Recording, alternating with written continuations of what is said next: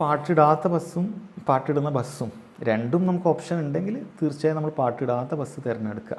അതാണ് നമ്മുടെ ചെവികൾക്കും കൽവിനും വളരെയധികം ഉപകാരമായിട്ടുള്ളത്. ഒരു ഡിസ്റ്റർബൻസാണ് ഒരു മുസ്ലിമിനെ സംബന്ധിച്ചിടത്തോളം അവന് ഇഷ്ടമല്ലാത്ത കാര്യങ്ങൾ കേട്ടുകൊണ്ടേ ഇരിക്കുക എന്ന് പറയുന്നത്.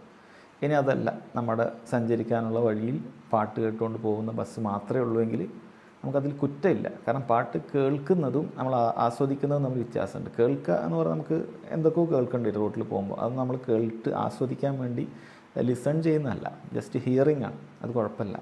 ഇനി അവിടെ നമുക്ക് ബദൽ സംവിധാനങ്ങളുണ്ട്. നല്ലൊരു ഇയർഫോൺ ഉപയോഗിക്കുക, എന്നിട്ട് നമുക്ക് വേണ്ട ഇസ്ലാമിക പ്രഭാഷണമോ അതല്ലെങ്കിൽ ഖുർആൻ പാരായണമോ എന്തെങ്കിലുമൊക്കെ നമുക്ക് ഉപകാരമുള്ള കാര്യങ്ങൾ എന്ത് ചെയ്യുക ഈ സമയത്ത് ഉപയോഗപ്പെടുത്തുക. എന്നാൽ ഈ പാട്ട് കേൾക്കുന്ന ഷർറില്ല. ആലോചിച്ച് നോക്ക്, സ്വാതന്ത്ര്യം എന്ന് പറയുന്ന ആളുകൾക്ക് ഇവിടെ ഒന്നും സ്വാതന്ത്ര്യം ഇല്ല. എല്ലായിടത്തും സ്വാതന്ത്ര്യമാണെന്ന് പറയുന്ന ആൾക്കാർക്ക് ഇത്തരം സാഹചര്യങ്ങളും സ്വാതന്ത്ര്യമില്ല. നമുക്ക് ഇത്തരം ഹറാമുകൾ, നമുക്ക് ഉപദ്രവം ഉണ്ടാകുന്ന കാര്യങ്ങൾ കേൾക്കേണ്ടി വരുന്ന അവസ്ഥയാണ്.